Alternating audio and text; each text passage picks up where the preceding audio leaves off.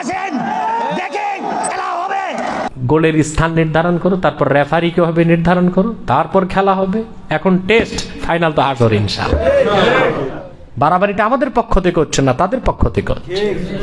আমরা ব্যবসায়ী, আমরা ব্যবসায়ী, ধর্ম ব্যবসায়ী নয়। বাংলাদেশের ওলামায়ে কেরাম আল্লাহ ও তার হাবিব মুহাম্মদ সাল্লাল্লাহু আলাইহি ওয়াসাল্লামকে ছাড়া কাউকে অভিভাবক মানে না।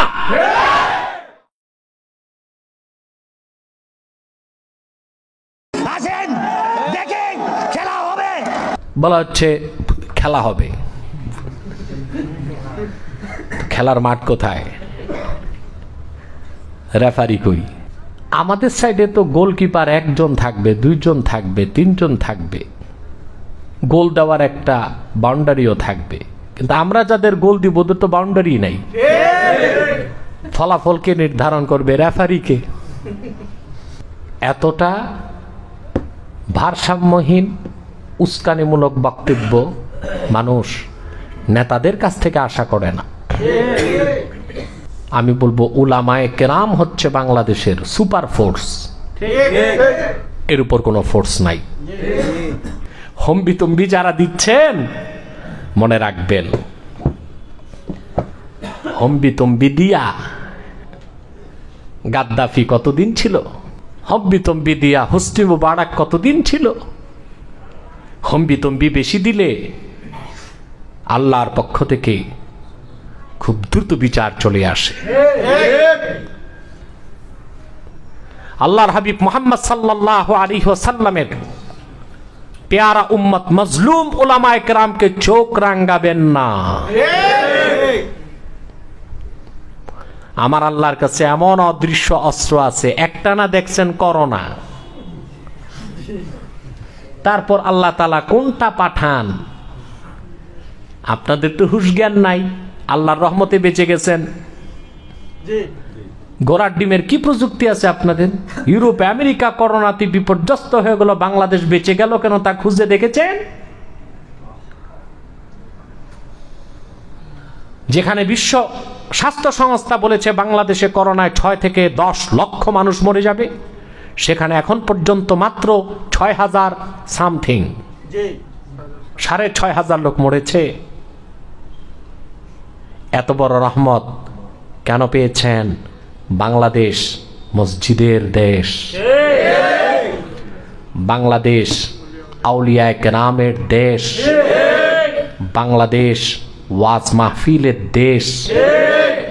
সেজন্যই বেঁচে গেছেন সবাই, আমরাও বেঁচে গেছি। সেদের যদি মূর্তি আর ভাস্কর্যের দেশ হয়, এই রহমত আর আশা করা যাবে না।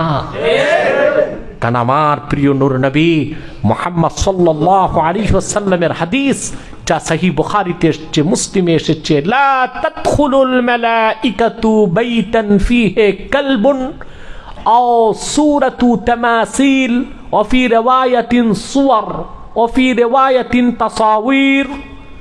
যে ঘরে কুকুর থাকবে, ছবি থাকবে, প্রতিকৃতি থাকবে, সে ঘরে রহমতের ফেরেশতা প্রবেশ করে না। যদি ছবি প্রতিকৃতির বেলায় রহমতের ফেরেশতা আসা বন্ধ হয়ে যায়, তার চেয়ে তো অনেক জঘন্য ভাস্কর্য, তখন তো রহমতের ফেরেশতা আসবে না। ঘরের ক্ষেত্রে যেই হুকুম, সেই একই কলঙ্কের কারণে দেশের ক্ষেত্রেও তো সেই হুকুম। রহমত আসা বন্ধের উদ্যোগ নিয়েছেন, আযাব গজব লানত সবার উপর আসবে। সেই লানত থেকে বাঁচার কোনো ছাতা এখনো বানাইতে পারেন নাই। ওলামায়ে কেরাম দেশের শত্রু নয়, দেশের কল্যাণ চায়। ওলামায়ে কেরাম আপনাদের কল্যাণ চায়। ওলামায়ে কেরাম নিজেদের কল্যাণ চায়। ওলামায়ে কেরাম বাংলাদেশের কল্যাণ চায়, সমৃদ্ধি চায়, সুখ চায়, শান্তি চায়। তাদের সাথে ভুল বুঝাবুঝি করে ফলাফল আপনাদের পক্ষে যাবে না, ওলামায়ে কেরামের পক্ষেই আসবে। কারণ খেলতে যে চান, খেলা ফাইনাল হবে হাসরে। এগুলো চলতেছে টেস্ট, প্রি টেস্ট, ফাইনাল খেলা কোথায়? হাসর ময়দানে। আমাদের ধৈর্যের সাথে কাজ করতে হবে। কেউ খেলতে চাইলেই আমরা কাঁচা বেঁধে খেলতে নামবো না। আমরা বলবো আগে রেফারি ঠিক করো, তারপরে গোল যে দেয় ওটার নাম কি?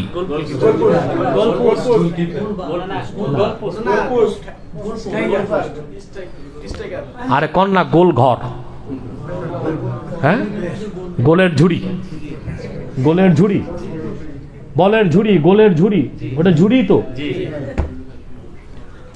যে তোমরা তাহলে নির্ধারণ করো, গোল তো আমরাও দিব তোমরাও দিবা, হ্যাঁ, গোলের স্থান নির্ধারণ করো, তারপর রেফারি কে হবে নির্ধারণ করো, তারপর খেলা হবে। এখন টেস্ট, ফাইনাল তো হাসর ইনশাআল্লাহ। এখন কি? হ্যাঁ, আমরা হেরে যেতে পারি, কারণ ময়দান তোমাদের।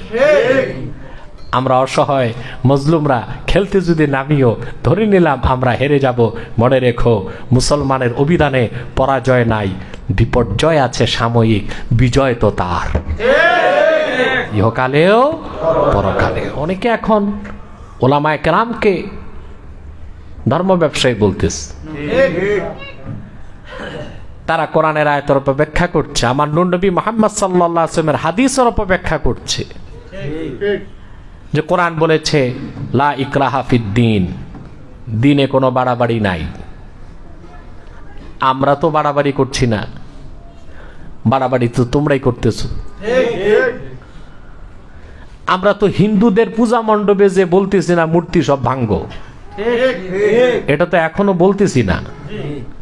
হিন্দু তার পরিবেশে তার গণ্ডির মধ্যে তার ধর্ম পালন করছে, আমরা ঘৃণা করি, দূরে থাকি।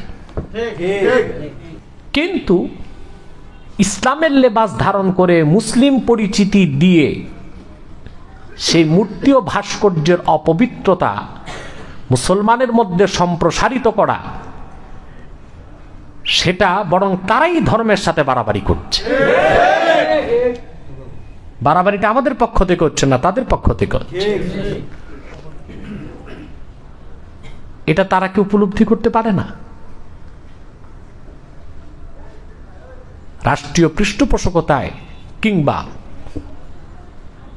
জায়েজ মনে করে, বৈধ মনে করে একটি হারাম কাজ, শিরকি কাজ, গুনাহের কাজকে প্রতিষ্ঠিত করা, এটা আলেম ওলামা পীর মাশায়েখ জীবন চলে গেলেও মেনে নিবে না। এটা মেনে নেওয়ার বিষয় নয়। অতএব ওলামায়ে কেরাম বাড়াবাড়ি করছে না, বাড়াবাড়ি করছে না, বরং এখনো ছাড়াছাড়িতে আছে। ধমক দেওয়া হচ্ছে, মাটির সাথে মিশিয়ে দেওয়া হবে, ঘাড় মটকিয়ে দেওয়া হবে, হাত ভেঙে দেওয়া হবে, কত হুমকি ধমকি। বাংলাদেশের ওলামায়ে কেরাম আল্লাহ ও তার হাবিব মুহাম্মদ সাল্লাল্লাহু আলাইহি ওয়াসাল্লামকে ছাড়া কাউকে অভিভাবক মানে না, মানতে পারে না। তারা বিশ্বাস করে হযরত ওমর রাদিয়াল্লাহু তাআলা আনহু যেটা বলেছেন, আল্লাহু ওয়া রাসূলুহু মাওলা মান লা মাওলা লাহুম, যাদের কোনো মাওলা নাই, অভিভাবক নাই, তাদের অভিভাবক আল্লাহ এবং স্বয়ং মুহাম্মদ সাল্লাল্লাহু আলাইহি ওয়াসাল্লাম। আমরা আল্লাহর বান্দা, মুহাম্মদ সাল্লাল্লাহু আলাইহি ওয়াসাল্লামের পেয়ারা উম্মত। আমরা জীবন দিতে পারি। আমাদের নেতা হোসেন তা শিক্ষা দিয়েছেন কারবালায়। মাত্র ৭৩ জন সৈন্য নিয়ে ওবায়দুল্লাহ বিন জিয়াদের ৪,০০০ সৈন্যের সাথে মোকাবেলা করে কালেমার ঝান্ডাকে উড্ডীন রেখেছেন। তার বুকের রক্ত ঢেলে দিয়েছেন কারবালায়, তার গর্দানকে উৎসর্গ করেছেন নানা নূর নবী মুহাম্মদ সাল্লাল্লাহু আলাইহি ওয়াসাল্লামের দিনকে শত্রু মুক্ত করার জন্যে, দিনকে প্রতিষ্ঠিত করতে। যে আমরা ইমাম হোসেনের উত্তরসূরি, তিনি আমাদের শিখিয়েছেন শিরক কুফরের সাথে, বাতিলের সাথে আপোষ হতে পারে না। অতএব এই ধমক দিয়ে, পরিবেশ ঘোলা করে, সহিংসতা সৃষ্টি করে যারা, তারাই তো বাড়াবাড়ি করছে। ওলামায়ে কেরাম তো বাড়াবাড়িতে নাই, ছাড়াছাড়িতে আছে। তারা নসিহত করছে, উপদেশ দিচ্ছে। কোরআন হাদিসের বিরুদ্ধে কথা বলা হয়। কথিত বুদ্ধিজীবী নামের বাংলাদেশে কিছু নর্দমার কীট আছে। ওই যে এক বুড়ো বুদ্ধিজীবী, এইরকম অসভ্য জ্ঞান পাপী মানসিক প্রতিবন্ধী সে যে বুদ্ধিজীবী পর্দাকে নিয়ে কটাক্ষ করেছে, আলেমদের গালিগালাজ করেছে। এরা যখন খুশি তখন যা বলে তা বাক স্বাধীনতা। আর শিরক কুফরের বিরুদ্ধে কথা বলবে ওলামায়ে কেরাম, ওই ক্ষেত্রে আর বাক স্বাধীনতা নাই। সহিংসতা, উগ্রতা ওলামায়ে কেরাম করে না, তারা তো নসিহত করছেন, কোরআন হাদিসের নির্দেশনা শোনাচ্ছেন, ঠিক কিনা? তাহলে ওলামায়ে কেরাম বাড়াবাড়িতে নাই, ছাড়াছাড়িতেই আছে, ঠিক কিনা? লা ইকরাহা ফিদ্দীনের সঠিক ব্যাখ্যা সহিহ হাদিসের ভিত্তিতে করতে হবে, মন গড়া ব্যাখ্যার সুযোগ নাই। আমার নবী মুহাম্মদ সাল্লাল্লাহু আলাইহি ওয়াসাল্লাম ১৫০০ বছর আগে বিদায় হজ্জের ভাষণে যে বক্তব্য দিয়েছেন, ওই কয়েক পৃষ্ঠা ভাষণ বুঝতে পড়তে কয়েক মাস প্রয়োজন। আর পড়া নাই, লেখা নাই। ওই ঢাকা বিশ্ববিদ্যালয়ের বুদ্ধিজীবী একজন সূরা ফাতিহা পড়তে পারবে না ঠিক মতো শুদ্ধভাবে উচ্চারণ করে। নামাজ পড়াতে যদি দেন, প্রথমে তার ওযু ভাঙবে। এই লোক যদি, এরকম বুদ্ধিজীবী যদি কোরআন হাদিস থেকে কোনো কথা বলে অপব্যাখ্যা করে, আমাদের তা মেনে নেবার কোনো সুযোগ নাই। হতে পারে কিছু ওলামায়ে কেরাম রাজনৈতিক স্বার্থ খুঁজতেছে, বাকি ওলামায়ে কেরাম আখিরাতের স্বার্থ খুঁজতেছে। তারা তো কারো কাছে পারচেজ হয় নাই, তারা তো সবসময় শিরক কুফরের বিরুদ্ধে সোচ্চার। তাহরিকে খাতমে নবুয়ত বাংলাদেশ এই সংগঠন প্রতিষ্ঠিত হবার আগ থেকে এই দেশে যখনই যে সরকার, কি জোট সরকার কি মহাজোট সরকার, যারাই যখনই কোরআন সুন্নাহ বিরোধী কোনো কাজকর্ম করেছে, তাহরিকে খাতমে নবুয়ত গর্জন করেছে, প্রতিবাদ করেছে। তারা কখনোই কোনো নেতা, কোনো রাজনৈতিক দলের কাছে পারচেজ হয় নাই। তারা ধর্ম ব্যবসায়ী নয়, তবে তারা ব্যবসায়ী, আল্লাহর সাথে ব্যবসা করে। কার সাথে? আল্লাহ আমাদের সাথে ব্যবসা করেন না? আমাদের জানমাল তিনি কিনেছেন, আমরা জানমাল বিক্রি করছি, তিনি জান্নাত বিক্রি করেছেন আমাদের কাছে। আমরা ব্যবসায়ী, আমরা ব্যবসায়ী, আখিরাতের ব্যবসায়ী। আল্লাহ তাআলার সাথে মুহাম্মদ সাল্লাল্লাহু আলাইহি ওয়াসাল্লামের গোলামরা ব্যবসা করে। ব্যবসা মানে ক্রয় বিক্রয়। তিনি আমাদের জানমাল কিনে ফেলেছেন, আমরা ওনার কাছে জান্নাত কিনেছি। আর এই লোভ ছাড়া কে যায় আন্দোলনে জীবন উৎসর্গ করতে? কথা বলেন, কে চায় হামলা মামলার সম্মুখীন হতে? কে চায় জেলের ভাত খেতে? কে চায় অপবাদ অপমানকে সহ্য করতে? কে চায় হিংসুকের হিংসা, নিন্দুকের নিন্দা, অত্যাচারীর অত্যাচার, আর জালেমের রক্তে চক্ষুকে বরদাস্ত করতে? সেই চায় যে জান্নাত চায়, আল্লাহকে চায়, তার হাবিব মুহাম্মদ সাল্লাল্লাহু আলাইহি ওয়াসাল্লামের নূরের কদমের কাছে বেহেশতের জায়গা চায়। তার পক্ষে এটা সম্ভব। তারা কারো কাছে পারচেজ হয় নাই। কেউ হতে পারে XYZ, সেটার দায় সবাই নেবে না। ওলামায়ে কেরামের বিবেক জাগ্রত। এদেশের বৃহত্তম ওলামায়ে কেরাম, তারা না কোনো দলের দালাল, না কারো কাছে পারচেজ হয়েছে। তারা ব্যবসায়ী, ধর্ম ব্যবসায়ী নয়, তারা হচ্ছে ঈমানের ব্যবসায়ী, আখিরাতের ব্যবসায়ী। তারা তারা আল্লাহর সাথে ব্যবসা করে, ঠিক কিনা? তারা জানমাল বিক্রি করে দিয়েছে আল্লাহর কাছে। জানমাল আল্লাহ তাআলা ক্রয় করে ফেলেছেন।